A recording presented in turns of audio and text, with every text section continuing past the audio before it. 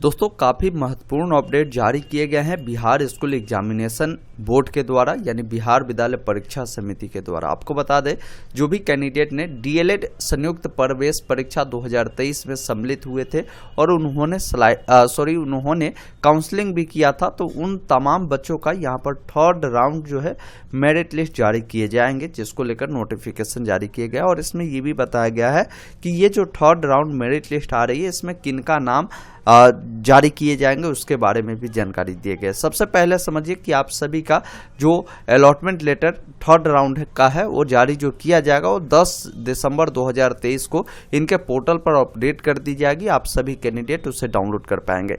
2 number point में बताया गया कि तृतीय चयन सूची में संस्थानों में सीट आवंटन हेतु आवेदकों का चयन निम्नांकित पात्र आवेदकों में से किया जाएगा। मतलब ये वैसे बच्चे हैं जो इसके लिए पात्र है। 1 नंबर पॉइंट में बताया गया कि प्रथम चरण में चयनित होकर नामांकित वैसे आवेदक जिन्होंने स्लाइड अप विकल्प का उपयोग किया था, किंतु द्वितीय चरण में उन्हें उनके उच्चतर विकल्प का जो संस्थान है आवंटित नहीं हुआ था तथा उन्हें तृतीय चरण में उच्चतर विकल्प के संस्थान आवंटन की आशा में पुनः स्लाइड अप विकल्प का प्रयोग किया है, तो उनका नाम यहाँ पर तृतीय लिस्ट में आएगा। मतलब कि इनका प्रथम लिस्ट में नाम आया था और इन्होंने नामांकन करवाया, स्लाइड अप किया था, लेकिन द्वितीय चरण में भी कोई कॉलेज इनका आवंटन नहीं हुआ है, तो वैसे बच्चों का हो सकता है। यहाँ पर आशा बताया गया, आशा है कि तृतीय लिस्ट में उनका नाम देखने को मिल सकता है।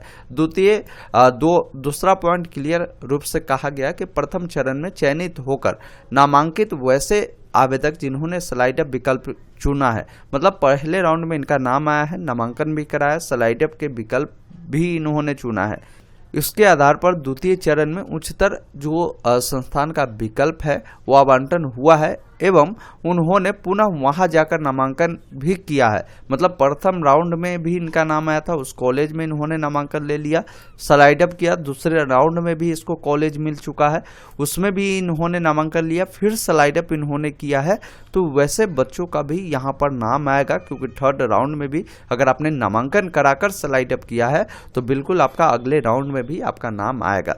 अब तीसरा पॉइंट बताया गया कि सीधे द्वितीय चरण में चयनित होकर नामांकित वैसे आवेदक जिन्होंने स्लाइड अप का विकल्प किया है उनका भी नाम आएगा। मतलब सेकेंड राउंड में किन्हीं का नाम आया था और उन्होंने स्लाइड अप किया है और सेकेंड राउंड में जो कॉलेज मिला है उसमें नामांकन किया, तो बिल्कुल आपका थर्ड राउंड जो आएगा उसमें भी आपका जो है यहाँ पर कोई ना कोई कॉलेज अलॉट हो सकता है, उससे उच्च वाले कॉलेज जो भी होंगे, या वैसे बच्चे हो सकते हैं जिनका प्रथम द्वितीय में अभी तक कोई कॉलेज ही नहीं मिला है, तो उनका तृतीय लिस्ट में नाम जारी किए जाएंगे। तो ये 4 प्रकार के कैंडिडेट हैं जिनका ही नाम इस लिस्ट में यानी थर्ड राउंड में जारी किया जाएगा। अब नाम किनका नहीं आएगा, तो नाम उनका नहीं आएगा जिनका प्रथम लिस्ट में नाम आ चुका था, कोई भी कॉलेज में आपने नामांकन नहीं कराया है, डायरेक्ट आपने स्लाइड अप कर दिया, या आपका नाम आया था आपने स्लाइड अप नहीं किया था, फिर भी आपका द्वितीय राउंड तो आ चुका है, थर्ड राउंड में भी आपका नाम नहीं आएगा। यही सेम जो रूल है सेकेंड राउंड में भी अगर आपका नाम आया है, आपने नामांकन नहीं कराया है या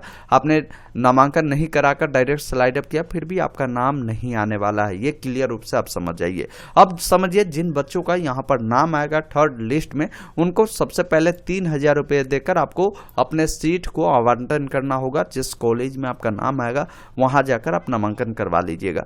अब कहेंगे कि अगर मान लीजिए हमारा जो थर्ड राउंड में जो कॉलेज मिला है वो पसंद नहीं है, तो क्या हम स्लाइड अप कर सकते हैं? तो देखिए स्लाइड अप का रूल ये होता है कि पहले आपको नामांकन करवानी होती है जो कॉलेज आपको मिलता है, तो आपका बेटर यही होगा कि जिनका तृतीय राउंड में अगर कोई कॉलेज अलॉट होता है, अगर वो पसंद आपको नहीं है तो आप स्लाइड अप नहीं करें, इसमें अभी आप नामांकन नहीं करा, आप स्पोर्ट राउंड एडमिशन का वेट करें। स्पोर्ट में जो भी कॉलेज में सीटें बचेगी, जो आपके अच्छे कॉलेज होंगे उनकी सूची आप देख लीजिएगा, वहां जाकर डायरेक्ट आप नामांकन ले सकते हैं। ये सभी बच्चों का मौका होगा स्पोर्ट में, जैसे जिनका प्रथम लिस्ट में भी नाम आ चुका था उन्होंने नामांकन नहीं करा है, द्वितीय राउंड में भी नाम आया था उन्होंने नामांकन नहीं करा था, इन सभी बच्चों को स्पोर्ट राउंड में मौका मिलेगा। आप सभी कैंडिडेट डायरेक्ट नामांकन करा सकते हैं।